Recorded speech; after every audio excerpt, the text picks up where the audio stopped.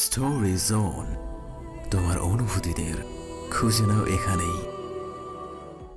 রিদ মায়ের কপালে টোকা দিতে দিতে বলল, এমন নাবালিকা নাগরিকদের ভোট কেন্দ্রে পৌঁছাবে না ম্যাডাম। আগে বড় হন, তারপর ভোট দিতে আসেন। চলেন এখন, রাস্তা দিন। রিদ চলে যেতে চাইলে মায়া আবারও রিদের পাঞ্জাবি টেনে বাহানা বানিয়ে বলল, শুনুন না প্লিজ, আমার সত্যি সত্যি আপনার প্রতি ভীষণ প্রেম পাচ্ছে। আপনি আমাকে না নিয়ে যান, অন্তত একটু সময় তো দিয়ে যাবেন প্লিজ। বেশি না, একটু রোমান্স করবো আপনার সাথে, প্রমিস।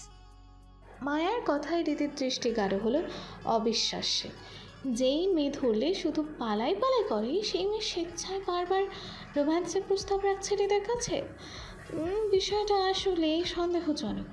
রিদ মায়ার দিকে সন্দেহপূর্ণ দৃষ্টিতে তাকিয়ে বলল, কি ব্যাপার ম্যাডাম? মতিগতি তো ভালো না, কি চলে মাথায়? আপনি তো চলেন শুধু। তাই? হুম। বিশ্বাস তো হচ্ছে না। আমি যাই করি আপনি খালি সন্দেহ করেন, ভালো তো বাসেন না। আপনি বসুন, তাহলেই বিশ্বাস হবে আপনার। বসুন না। সামনে থেকে বউয়ের রোম্যান্সের প্রস্তাব পেয়ে রিদ অবিশ্বাস্য বিছানায় বসলো বলতে মায়া নিজেই ঠেলে রিদকে বিছানায় বসালো। রিদ তখনও সন্দেহপূর্ণ দৃষ্টিতে মায়ের দিকে তাকিয়ে। বউ তার কি রোম্যান্স করবে? এক মুহূর্তের জন্য হৃদও দেখতে চায়। একটু আগেই তো হৃদ এই নারীকে কাছে টানতে চেয়েছিল, তখন কতই না তালবাহানা করে হৃদের থেকে নিজেকে ছাড়ালো। আর এখন হৃদ চলে যেতে চাইছে, সেখানে এই নারী নিজের থেকে হৃদের পথ আটকে দাঁড়াচ্ছে বারবার রোম্যান্সের প্রস্তাব দিয়ে। মানে বিষয়টা আসলেই সন্দেহজনক হৃদের কাছে।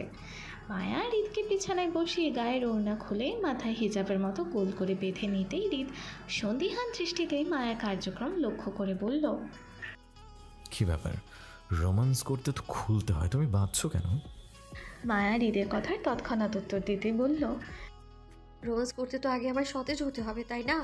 এখন আমি শুকিয়ে আছি, আমার বড্ড পানি তৃষ্ণা পেয়েছে। নিচে যাব, ঠান্ডা পানি পান করব, ফিরে আসবো 1 মিনিটের মধ্যেই। তারপর দুজনের উড়াধরা রোমান্স চলবে। আপনি বসুন বসুন, আমি আসছি, কেমন? ভণ্ডামি করো আমার সাথে? এই রুমে ফ্রিজ আছে, সেখানে ঠান্ডা পানি পাবে, তুমি নিজে যেতে হবে না। হৃদের কপাট রাগে মায়া হৃদকে তেল মারার মতো করে বলল, আরে আপনি তো বড্ড অধৈর্য, কিছু বোঝেন না। আপনার জন্য বিশেষ একটা সারপ্রাইজ আছে। আমি নিচে না গেলে হবে না তো। বসুন আপনি, আমি ফিরে আসছি। খবরদার কোথাও যাবেন না কিন্তু, আমি এখনই আসছি। মায়া আসছি বলে হৃদকে রুমে বসে রেখে উধাও হয়ে গেল। মায়া 1 মিনিটে ফিরে আসার কথা বলে হৃদকে প্রায় 40 মিনিটের ঊর্ধ্বে বসিয়ে রাখলো রোম্যান্সের আশা দিয়ে। হৃদ অবশেষে অধৈর্যের মতন উঠে দাঁড়ালো। সে খুব করে বুঝতে পারছে তার বউ ভণ্ডামি করেছে তার সাথে, রোম্যান্সের কথা বলে ধোঁকা দিয়েছে। কিন্তু হৃদ জানে না মায়া এই কাজটা কেন করলো। হৃদ রেগে মেগে নিচে নামতে মায়াকে দেখতে পেল বসার ঘরে হেনা খান আর নিজের মা রেহেনা বেগমকে ট্রেতে তুলে নাস্তা দিতে। মায়া যে হৃদকে রুমে বসে এসেছে সেই খবর মায়ার নেই। সে দিব্যি হেনা খান আর রেহেনা বেগমকে নাস্তা দিতে ব্যস্ত। মায়া নাস্তার প্লেট রেখে খালি ট্রে নিয়ে চলে যেতে গিয়ে ক্রসিং পথে হৃদের দেখা পেতেই মায়া হৃদকে দেখে আশ্চর্য হওয়ার মতো করে বলল, সে কি, আপনি এখনো যাননি? এতক্ষণ রুমে কি করছিলেন? মায়ার কথায় হৃদ দাঁতে দাঁত পিষল। হেনা খানের সঙ্গে রেহেনা বেগমও মায়ের কথায় হৃদের দিকে তাকালো। হৃদ হেনা খান আর রেহেনা বেগমকে একত্রে দেখে মায়াকে কিছুই বলল না, বরং 2 হাত মুষ্টিবদ্ধ করে রাগে কটমট করল। মায়া এড়িয়ে হৃদ চলে যেতেই মায়া ঠোঁট উল্টালো। মূলত মায়ার সত্যিই মনে ছিল না যে সে হৃদকে রুমে বসে এসেছিল। ব্যস্ততায় হৃদের কথা ভুলেই বসেছিল মায়া। তাছাড়া তখন মায়া নিচে নেমে সুফিয়া খানকে দেখল নিহাল খানের সঙ্গে বেরিয়ে যেতে। মায়ার মিশন সাকসেসফুল হওয়ায় মায়া আর রুমে ফেরেনি, বরং নিচেই থেকে যায়। মায়ার মিশন সাকসেসফুল না হলেও মায়ার দ্বিতীয়বার রুমে ফিরে যেত না। হৃদকে আটকানোর জন্য তখন মায়ের রোম্যান্সের মিথ্যা বাহানা বানিয়েছিল। হৃদ রাগে চোয়াল শক্ত করে পার্কিং এরিয়াতে যেতেই আয়নের দেখা পেল রাদিফের সঙ্গে আয়নও জানতো হৃদ বাড়িতে আছে সেটা, সেই জন্য মূলত ওরা দুজন হৃদের অপেক্ষায় দাঁড়িয়েছিল। হৃদ আশেপাশে আসিফকে না দেখে হাঁক ছেড়ে ডাকলো আসিফকে। আসিফ, কই তুই? গাড়ি বের কর। হৃদের গলা কানে যেতে কিছু দূর দাঁড়িয়ে থাকা রাদিফ পার্কিংয়ের দিকে দৌড়ে যেতে যেতে বলল, ভাই, আসিফ ভাইকে মুরাদপুরে পাঠানো হয়েছে। তোমাকে কল দিয়েছিল আসিফ ভাই, কিন্তু তোমার ফোন বন্ধ থাকায় বলে যেতে পারিনি। রাদিফের কথায় হৃদ উত্তর করল না। 2 রাত ধরে হৃদ ইচ্ছাকৃতভাবে নিজের ফোনের সঙ্গে মায়ের ফোনটাও বন্ধ করে রাখে, যাতে কেউ ডিস্টার্ব করতে না পারে। বউকে নিয়ে একান্ত সময়ে কারো ডিস্টারবেন্স পছন্দ নয় বলে সে এমনটা করে। রাদিফের গাড়ি বের করার মধ্যে দিয়ে 2 জন বডিগার্ড এগিয়ে আসে। রাদিফ তাদের গাড়ি বের করতে বলে সে পার্কিংয়ের দিকে দাঁড়ালো। হৃদ গাড়ির উদ্দেশ্যে কিছুটা দূরে দাঁড়াতেই আয়ন হৃদের মুখোমুখি দাঁড়াতে দাঁড়াতে তীক্ষ্ণ গলায় বলল, কি ব্যাপার ভাই, আজকাল তোর ফোন বন্ধ থাকে কেন? তুই তো ফোন বন্ধ রাখার মানুষ না। কত কল করলাম, তোকে পেলাম না। কাহিনী কি বলতো? কোনো কাহিনী নাই, প্রয়োজনে ফোন বন্ধ রেখেছিলাম, ব্যাস। এবার সব সামনে থেকে। আয়ন সরল না, বরং এক হাতে হৃদের কাঁধ চেপে অপর হাতে হৃদের গলায় থাকা ওয়ান টাইম ব্যান্ডেজটা চট করে টেনে ফেলতে ফেলতে বলল, সরা যাবে না ভাই, বরং তোর গলায় থাকা অন টাইম ব্যান্ডেজ লাগানোর রহস্য উদ্ঘাটন করতে হবে, বুঝলি? গলায় এসব লাগিয়ে ঘুরিস কেন বলতো? বউ কামড়ায় সেজন্য? হৃদ বিরক্তির সহিত আয়নের হাতটা ঝাঁকিয়ে নিজের কাঁধ হতে ফেলে আয়নকে ঠেলে দূরে সরাতে সরাতে বলল, এই শর্ত সামনে থেকে, মেয়ে মানুষের মতো ঘাসাঘাসি করবি না, দূরে যা। আয়ন হৃদের ঢাকের পাত্তা না দিয়ে বরং হাতে ওয়ান টাইম ব্যান্ডেজটি পুনরায় হৃদের গলায় চেপে লাগাতে লাগাতে বলল, সে তুই যতই ব্যান্ডেজ লাগিয়ে ঘুরিস না কেন, আমার আগে বাবা হতে পারবি না, বুঝলি? তোর মেয়ের জামাই তো আমার ছেলেই হবে। এখন তুই যদি চাস বিয়াই বিয়াই একটু ঘেঁষাঘেঁষি কোলাকুলি করবি, তাহলে আয়, আমার বুকে আয়, ভবিষ্যৎ বিয়াই সাহেব। কথা বলে আয়ন হৃদকে 2 হাতে জাপটে জড়িয়ে ধরতেই হৃদ বিরক্তিতে ঠেলে আয়নকে সরাতে সরাতে মেজাজ দেখিয়ে বলল, আয়ন ছাড়, এইসব স্বভাব তোর সাথে গেল না। প্রথমে মায়া আর এখন আয়নের কাণ্ডে পরপর 2 বার হৃদের মেজাজ ছুটে গেল। হৃদ রাগের তোপে আয়নকে ঠেলে সরিয়ে পাশ কাটিয়ে চলে গেল গাড়ির দিকে। ড্রাইভার গাড়ি বের করতে হৃদ পেছনের সিটে উঠে বসল। রাদীপ ড্রাইভারের সঙ্গে বসতেই আয়ন দৌড়ে এসে হৃদের সঙ্গে পেছনের সিটে বসলো দুষ্টু হেসে। গন্তব্য সকলের একই, চলন্ত গাড়িতে রাদীপ বলল, ভাই, থানা থেকে কল এসেছিল, কারা যেন মামলা। রাদীপের কথা শেষ করার আগে হৃদ বলল, জানি বিষয়টা। হৃদ এইসব বিষয়ে জানবে সেটা রাদীপ আগেই বুঝতে পেরেছিল। কোনো কিছু ঘটার আগে সেই খবর কোথা থেকে যেন হৃদের কাছে আগে আগে পৌঁছে যায়। অবশ্য হৃদের নেটওয়ার্ক বিশাল বড় বলেই সব কিছুর খবর দ্রুত হৃদ খানের কানে পৌঁছায়। তাই রাদীপ হৃদের কাছে মামলা দখলদারির তথ্য জানতে চেয়ে বলল, এই অসময়ে মামলাটা কারা দাখিল করেছে ভাই? নাদিমের বাবা জামাল চেয়ারম্যান। হৃদের কথা শুনে কপাল কুঁচকেল রাদীপের। অবিশ্বাস্য গলায় হৃদকে শুধিয়ে বলল, ভাবির সঙ্গে যে পরিবারের ছেলের বিয়ের কথা হয়েছিল, ওই পরিবার থেকে মামলা করা হয়েছে? নিশ্চুপ হৃদকে আরও গম্ভীর মুখে বসে থাকতে দেখে রাদীপ সাহস করে হৃদকে আর কোনো প্রশ্ন করল না, বরং হৃদের নীরবতাকে সম্মতির লক্ষণ ধরে নিল। সবচেয়ে বড় কথা হলো, হৃদ যেহেতু এই বিষয়টা জানে, তার মানে অবশ্যই এই বিষয়ে সমাধান এমনিতেই হয়ে যাবে। হৃদ খান মানেই সকল সমস্যার একমাত্র সমাধান। আমার নতুন করে সম্পর্কে জড়াতে ইচ্ছে করছে না। আমাকে ফিরিয়ে দিলে কি বেশি কষ্ট পাবেন রাফা? থমথমে মুখে কথাটি বলে নাদিম রাফার দিকে তাকালো। নতমস্তকে রাফা ঠোঁট কামড়ে নিজের কান্না আটকাতে চাইল, কিন্তু চোখের অশ্রুকণায় বারবার গাল ভিজে উঠেছিল বলে রাফা আনাড়ি হাতে বারবার নিজের গাল মুছে। নাদিমের সামনে নিজেকে আর দুর্বল দেখাতে চায় না রাফা। অনেক তো ভালোবাসার পেছনে ছুটে আত্মসম্মান খোঁয়াতে হলো রাফাকে। এবার না হয় ভালোবাসার পিছু ছাড়ল সে। যে চলে যেতে চায় তাকে কি বেঁধে রাখা যায়? যায় না। রাফাও আর নাদিম নামক মানুষটার পিছনে ছুটবে না। নতমস্তকে রাফা নিজের গাল মুছতে মুছতে খানিকটা শক্ত হতে চেয়ে নাদিমকে বলল, আপনার যাওয়ার হলে আপনি চলে যেতে পারেন, আমি কষ্ট পাবো না। রাফার কথায় নাদিম অনুতপ্ত হলো। সে জানে রাফা কতটা চায় তাকে, কিন্তু এর চেয়ে কয়েক গুণ বেশি সে চায় মায়াকে। মায়া নাদিমের বাল্যকালের ভালোবাসা, যাকে ভোলা এত সহজ নয়। নাদিম জানে ভালোবাসার মানুষকে হারানোর কতটা বেদনাদায়ক। সেই জন্য নাদিম রাফাকে ফিরিয়ে দিতেও অপরাধে ভুগছে। এই রাফা তার বিপদে দিশেহারা হয়েছিল। সেই দিন রিদ খান নাদিমকে যখন রক্তাক্ত অবস্থায় রেস্টুরেন্টে ফেলে যায়, তখন এই রাফা নামক মেয়েটি তাকে হাসপাতালে ভর্তি করিয়েছে, তার পাশেই থেকেছে। রাফার মা বাবা থেকে টাকা নিয়ে তার চিকিৎসা করেছে, দিনরাত সেবা করেছে। খুব কাছ থেকে নাদিম রাফাকে দেখেছে। মেয়েটা আপন মানুষের প্রতি খুবই যত্নশীল। শুধু একটা মিথ্যা বিয়ের পেছনে পড়ে নাদিমকে মনে মনে নিজের স্বামী ভেবে গ্রহণ করে বসে আছে। হ্যালো ডিয়ার লিসেনার্স, আপনারা শুনছেন স্টোরিজ অন প্রেজেন্স ধারাবাহিক পর্ব গল্প। আমাদের সামগ্রিক প্রচেষ্টাকে উৎসাহিত করতে লাইক অ্যান্ড কমেন্ট করতে ভুলবেন না। Thank you. সেজন্য নাদিম বিগত দিনে খুব করে চেয়েছিল রাফার ভুল ভাঙাতে, রাফাকে বোঝাতে রাফা মিথ্যা একটা সম্পর্কের পেছনে ছুটছে। সেই জন্য তো নাদিম টানা 3 দিন চিকিৎসার পর সে রাফা আর রাফার পরিবার থেকে বিদায় নিয়ে আশুগঞ্জ ফিরে যায়। 10 দিন পর পুনরায় চট্টগ্রামে ফিরে আসে রিদ খানের ডাকে। বলতে গেলে নাদিম স্বেচ্ছায় চট্টগ্রামে আসে রিদ খানের সঙ্গে দেখা করতে, নাদিমের বাবার হয়ে ক্ষমা চাইতে। নাদিম শুনেছে নাদিমের বাবা একবার খান পরিবারের ছোট ছেলে রাদিফ খানের ওপর মানুষ দিয়ে হামলা করিয়েছে, আবার রিদ খান ও নিহাল খানের নামে মামলা করেছে এর মাঝে। সেই জন্য নাদিম বাবার হয়ে ক্ষমা চেয়ে মামলাগুলো তুলে নিতে এসেছে। বিগত দিনে চট্টগ্রামে থাকে নাদিমের অভিজ্ঞতায় এতটাই বুঝেছে যে রিদ খান ও তার পরিবার কোনো সাধারণ পরিবার নয়। রিদ খানের পরিবারের সঙ্গে টক্কর নিয়েই নাদিমের বাবা বোকামি করেছে, সেটা বুঝেই নাদিম আগ বাড়িয়ে সব কিছু শেষ করতে এসেছে। অবশ্য রিদ খানের সঙ্গে দেখা করে বিষয়টা অনেকটা মীমাংসা পথে এসেছে। থানার মামলাগুলো নাদিম তুলেও নিয়েছে। ব্যক্তিগতভাবে নিহাল খানের কাছে ক্ষমাও চেয়েছে নাদিম। তারপরও পরিশেষে রাফার সঙ্গে শেষ বিদায় নিতে এসেছিল সে। কিন্তু নাদিমের রাফার জন্য মনে ভালোবাসা না থাকলেও বেশ মায়া জন্মেছে বিগত দিনে। সেই মায়ার টানে রাফাকে ফিরিয়ে দিতে গিয়েও কোথাও যেন একটা আটকে যাচ্ছে নাদিম।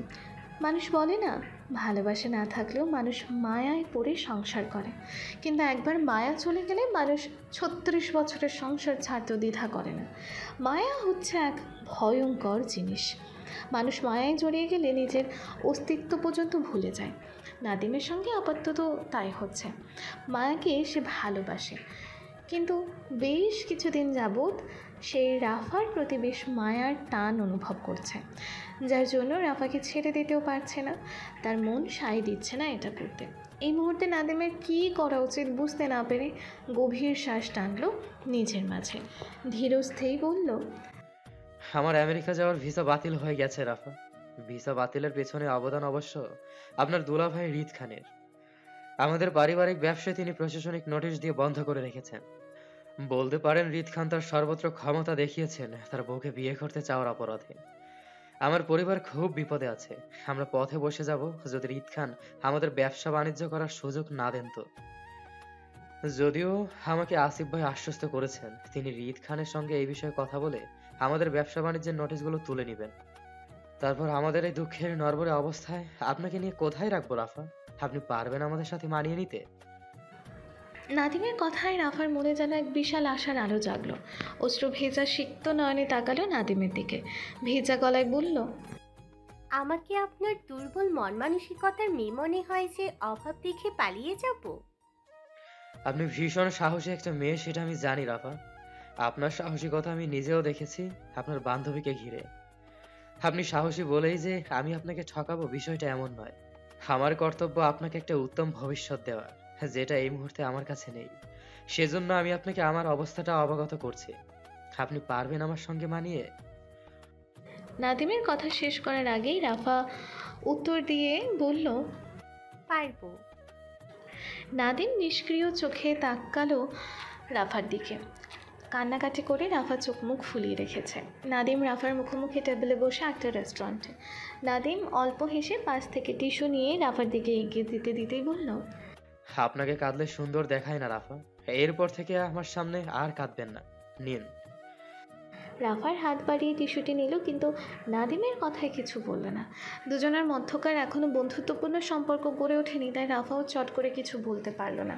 নাদিম রাফাকে উত্তর করতে না দেখে দীর্ঘশ্বাস ফেলে বলল, আসিফ ভাই আপনাকে অনেক পছন্দ করেন রাফা। বলতে পারেন একতরফা ভালোবাসেন উনি আপনাকে।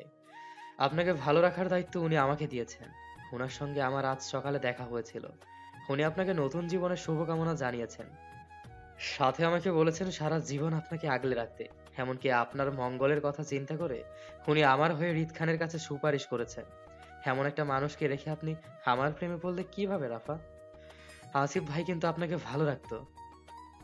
এসব কথার উত্তর আমার কাছে নেই। কখন কিভাবে আপনাকে আমার মন গ্রহণ করেছে সে উত্তর আমি নিজেও দিতে পারবো না। তবে এতটুকু বলতে পারবো আমি ওনাকে ঠকাইনি। ওনার সাথে আমার কখনো প্রেম ছিল না, আর না কখনো ওয়াদাবদ্ধ ছিলাম বিয়ে করব বলে। উনি ওনার পছন্দের বিষয়টা আমার অবধি কখনো আনেননি। আমি বুঝতে পারতাম উনি আমাকে পছন্দ করে, কিন্তু উনি স্বেচ্ছায় সেটা কখনো আমাকে বলেনি, আর না বলার কখনো চেষ্টা করেছে।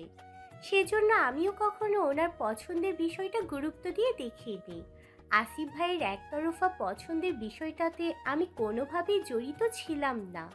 এই বিষয়ে অন্তত আমাকে জড়াবেন না প্লিজ। নাদিম মনোযোগ সহকারে রাফার কথাগুলো শুনল। একতরফা ভালোবাসার কষ্ট সে জানে, সেই ক্ষেত্রে আসিফের কষ্ট নাদিম বুঝতে পারছে, কিন্তু রাফা আসিফকে চায় না এটাও তো সত্য। যদি রাফা আসিফকে চাইতো তাহলে আজ নাদিম এখানে বসে থাকতো না। নাদিম ভিতরের কথাগুলো গিলে নিল। অতীত নিয়ে আর নয়, নাদিম রাফাকে আর আসিফ সম্পর্কে প্রশ্ন করবে না, আর না সে মায়াকে জড়িয়ে দ্বিতীয় কোনো কথা রাফাকে বলবে। আজ এই মুহূর্তে নাদিম অতীত ফেলে নতুন ভবিষ্যতের সূচনা করবে রাফাকে নিয়ে। রাফাকে ভালোবাসতে কতটা সময় লাগবে নাদিম জানে না, তবে রাফার প্রেমে নাদিম অবশ্যই পড়তে চাইবে। রাফার প্রতি যেহেতু নাদিমের মায়া আছে, তাহলে ভালোবাসা এমনি হয়ে যাবে। দেরিতে হলেও নাদিম একদিন ঠিকই রাফাকে ভালোবাসবে ইনশাল্লাহ। নাদিম অতীত পেছনে ফেলে নতুন জীবনের সূচনা করতে চেয়ে উঠে দাঁড়াতে দাঁড়াতে বলল, আপনি আনুষ্ঠানিক বিয়ে করতে চাইবেন নাকি ঘরোয়া বিয়ে করবেন রাফা? কোনটাতে আপনার সম্মতি? নাদিমের হুট করে বিয়ের প্রস্তাবে রাখায় লজ্জায় পেল রাফা। চোখাচোখি দৃষ্টি লোকাতে তৎক্ষণাৎ নতমস্তক হয়ে রাফা মিনমিন করে বলল, ঘরোয়া বিয়েতে। নাদিম ফের প্রশ্ন করে বলল, অনুষ্ঠান করবেন না? না।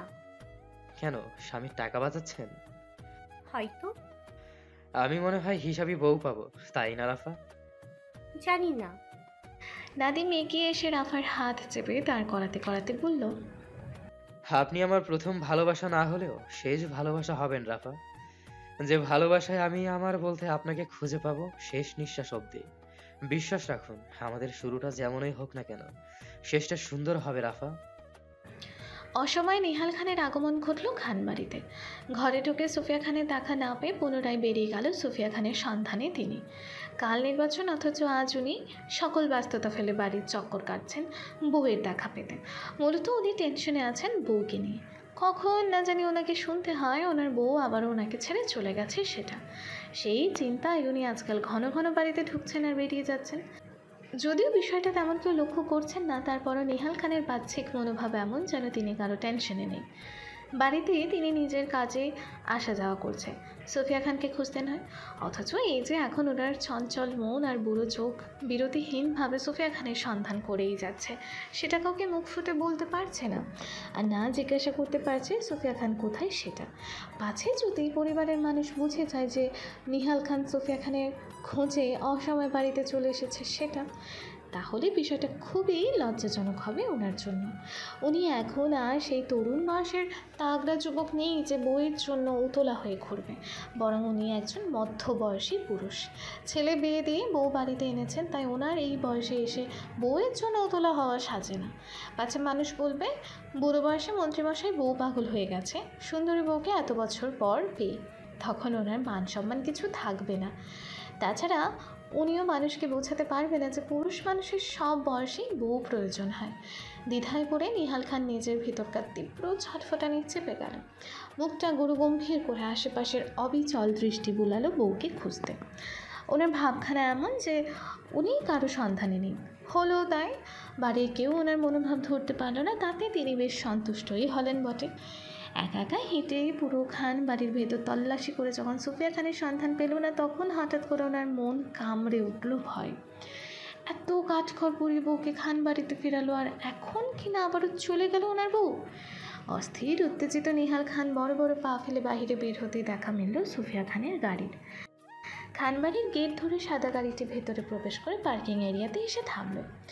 একজন দেহরক্ষী দ্রুত গাড়ির পেছনে দরজা টেনে ধরতে গাড়ির পেছনে সিট হতে নেমে দাঁড়ালো সবুজ শাড়ি পরিহিত সুফিয়া খান।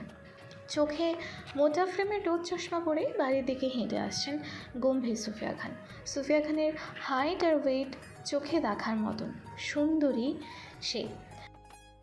নিহাল খান এক দৃষ্টিতে তাকিয়ে রইল সুফিয়া খানের পদচারণের দিকে। মনস্তাত্ত্বিক সুফিয়া খান নিহাল খানকে পাশ কাটিয়ে চলে যেতে চাইলে মুহূর্তেই নিহাল খান ডাকল, সুফিয়া। হ্যালো ডিয়ার লিসেনার্স, আপনারা শুনছেন স্টোরিজ অন প্রেজেন্স ধারাবাহিক পর্ব গল্প।